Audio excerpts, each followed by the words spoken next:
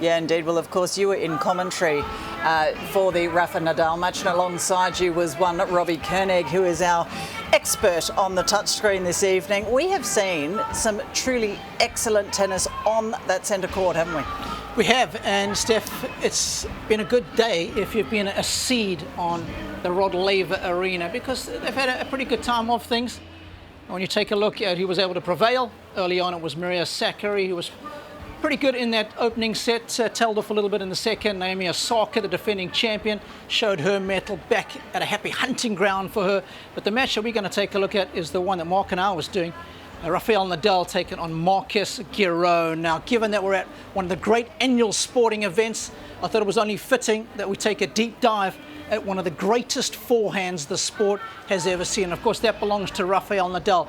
But the big question, folks, is always what makes that shot so good? Let's take a little look. Of course, all great shots start with great footwork, and Nadal has that in abundance. And the forehand cross-court is always that shot that lays the foundation for other shots to flourish off of. You can see the little shuffle back and straight to his default setting. Forehand's cross-court, you can see how that ball rears off the court surface.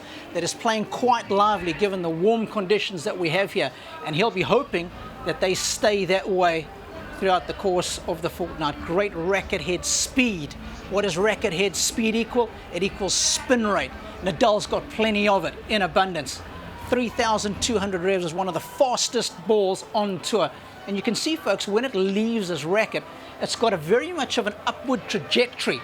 That means it's going to give him net clearance. That means very few unforced errors in the net, and that net clearance almost a meter above the place where you want to be.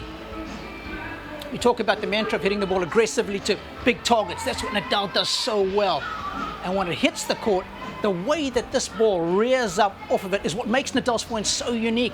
The average forehand about 1.10 meters off the court, maybe 1.15 meters. Nadal's, on the other hand, 1 meter 26 centimeters above. So if you're a right-hander up here on your backhand, it's so annoying, it's so frustrating, because it's difficult to generate any pace from up high. And of course, when Nadal gets you in that part of the court, you really are at his mercy. You can see how out of position his opponent would be, and that gives him options then to dictate with whatever comes back, and usually it's a forehand that he's bringing into play.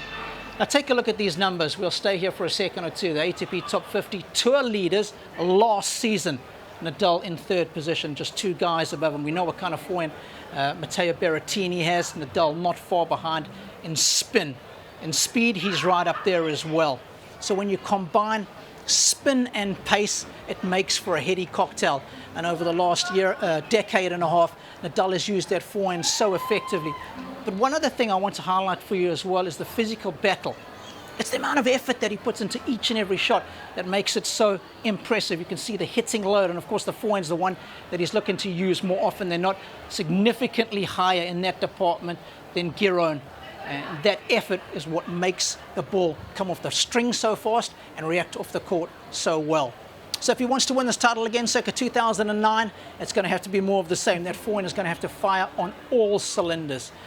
And when we speak of great forehands, in the pantheon of great forehands, I've got to default to Mark here, because he's played against some great players with great forehands. Mark, where does this one sit? Yeah, when you're looking at the whole complete package as far as strength, where they can hit the ball, speed, and more importantly, consistency, Rafa would have to be at the top for me. You've had other players, of course, Federer, Sampras, that could hit that running forehand or hit it from anywhere, but it's not as consistent for me as Rafa. Yeah, and I think that's why he's been one of the greatest percentage players we've ever seen, Steph.